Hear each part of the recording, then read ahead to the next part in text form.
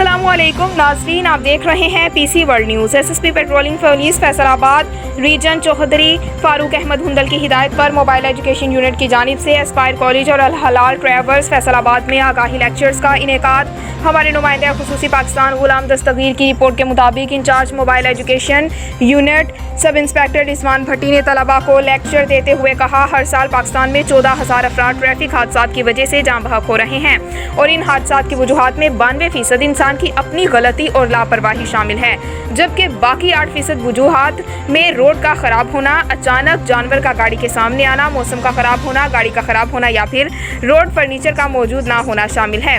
इस दौरान उन्होंने तलबा को रोड डिसिप्लिन का बताते हुए लेन और लाइन की पाबंदी और रोड मार्किंग के मुतालिक का भी बताया।